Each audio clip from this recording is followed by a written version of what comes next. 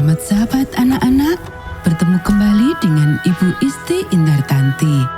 Pelajaran sekolah sahabat kita berjudul Bumi Diperbarui. Ayat hafalan Wahyu pasal 21 ayat 3-5. Lalu aku mendengar suara yang nyaring dari tahta itu berkata, "Lihatlah, kemah Allah ada di tengah-tengah manusia, dan ia akan diam bersama-sama dengan mereka. Mereka akan menjadi umat-Nya, dan ia akan menjadi Allah mereka. Dan ia akan menghapus segala air mata dari mata mereka, dan maut tidak akan ada lagi perkabungan, atau ratap tangis, atau duka cita, sebab segala sesuatu yang lama itu telah berlalu." Ia yang duduk di atas tahta itu berkata, "Lihatlah, aku menjadikan segala sesuatu baru." Dan firman-Nya, "Tuliskanlah, karena segala perkataan ini adalah tepat dan benar." Poin penting pelajaran kita akan hidup bersama Yesus selamanya di bumi yang baru. Pekan lalu, kita telah belajar tentang adegan-adegan terakhir yang mengerikan dari pertentangan besar. Iblis, dosa, dan orang-orang berdosa akhirnya akan dihancurkan. Kemudian bumi akan diciptakan kembali untuk menjadi rumah bagi umat Allah. Mari kita lihat seperti apa kehidupan di bumi yang diciptakan kembali. Setelah dosa dan iblis dihapuskan sepenuhnya, umat Tuhan akhirnya memiliki rumah yang permanen. Meskipun kita pernah tinggal di sini sebelumnya, tempat ini akan sangat berbeda dengan bumi yang pernah kita kenal. Semuanya akan diperbarui, hidup dan bebas dari konsekuensi dosa. Alkitab memberikan gambaran yang indah tentang rumah kita di bumi yang baru. Di tengah-tengah kota, kita akan melihat tahta Allah yang berkilauan seperti permata lazurit yang cemerlang. Kita bisa lihat di Yeskiel pasal 1 ayat 26 dan pasal 10 ayat 1. Dari dasar tahta itu akan mengalir sebuah sungai yang bening dan bersih, jernih bagaikan kristal. Ketika kita berjalan di sepanjang jalurnya yang berkelok-kelok, kita akan sampai pada sebuah pohon yang unik dan indah.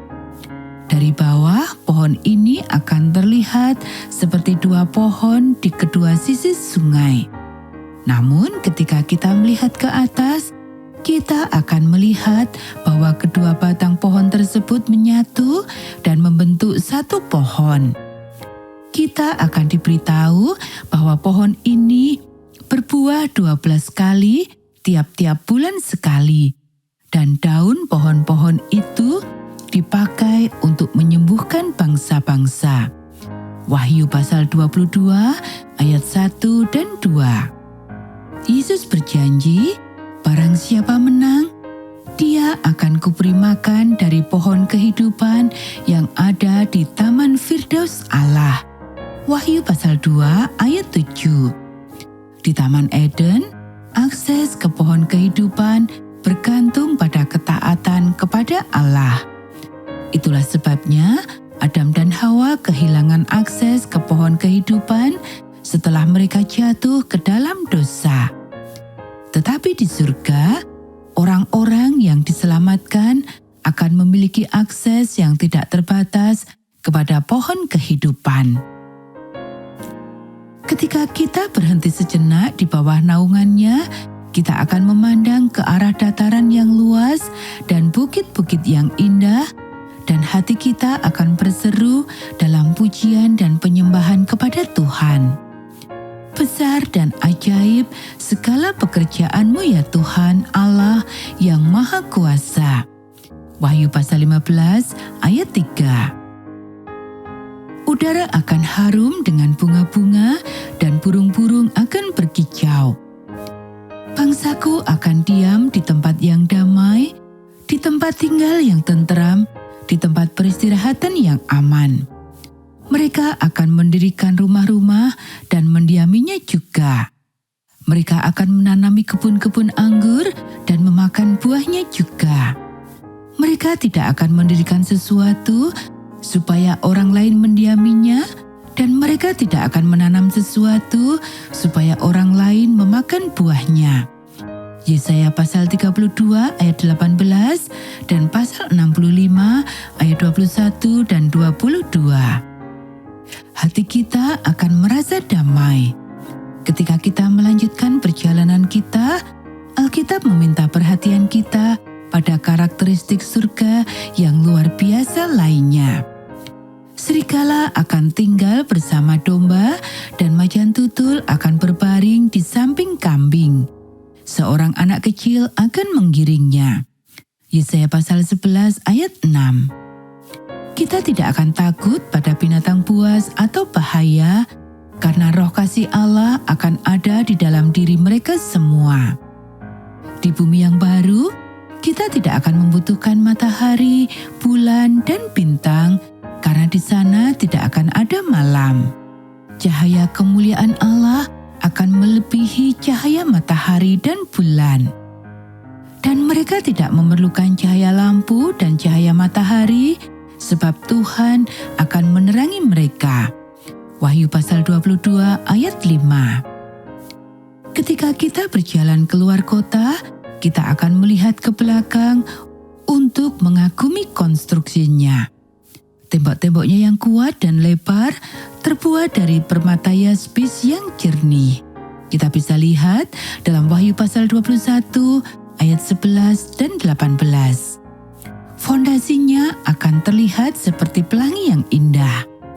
Permata yaspis, nilam, mira, zamrud, unam, sardis, cempaka, beril, kristolit, krisopras, lasuardi, dan kecubung berlapis-lapis membentuk warna yang memukau. Kita bisa lihat di ayat 19 dan 20. Ke-12 pintu gerbang yang menjadi akses masuk ke kota itu akan terbuat dari mutiara putih, sebuah simbol yang tepat untuk menggambarkan kesucian mereka yang tinggal di sana. Alkitab mengarahkan perhatian kita untuk tidak hanya melihat bangunan megah dari Yerusalem baru, tetapi juga melihat pemandangan yang indah di luarnya. Kita melihat teman-teman dan keluarga kita membangun rumah, menanami perkebunan, dan menikmati kebersamaan satu sama lain. Kita bisa lihat di Yesaya pasal 65 ayat 21. Kita akan memiliki kesempatan untuk menghabiskan waktu pribadi dengan Yesus, berbicara dengannya tentang apapun yang akan menyibukkan kita. Kita akan terus belajar, mengeksplorasi, dan mengalami hal-hal indah yang Tuhan ciptakan di seluruh alam semesta. Kita akan mengalami hidup dalam dimensi yang sepenuhnya baru. Salah satu hal yang paling indah dari bumi yang baru adalah bahwa setiap pekan, semua anak Tuhan akan bertemu bersama dan menyembah Tuhan pada hari Sabat. Dapatkah kamu membayangkan indahnya suara ribuan dan 10.000 suara yang dinaikkan untuk memuji Tuhan? Maka akan jadi kelak bahwa dari bulan baru yang satu kepada bulan baru yang lain, dan dari hari Sabat yang satu kepada hari Sabat yang lain, semua manusia akan datang sujud menyembah di hadapanku. Firman Tuhan. Kita bisa baca dalam Yesaya pasal 66 ayat 23. Kedamaian, keharmonisan, dan kasih sejati yang akan ada di sana akan melebihi apapun yang pernah kita alami. Ellen White ketika menggambarkan masa itu mengatakan, pertikaian besar telah berakhir. Dosa dan orang-orang berdosa tidak ada lagi. seluruh alam semesta sudah bersih. Suatu denyut keharmonisan dan kesukaan berdetak di seluruh alam kejadian. Dari Dia yang menciptakan semuanya, mengalir kehidupan dan terang dan kesukaan ke seluruh jagat raya yang tidak ada batasnya ini. Dari atom yang paling kecil sampai kepada dunia yang paling besar, segala sesuatu yang bergerak atau yang tidak bergerak, dalam keindahan yang tak terselubung dan kesukaan yang sempurna, menyatakan bahwa Allah itu kasih adanya. Kemenangan akhir, halaman 573.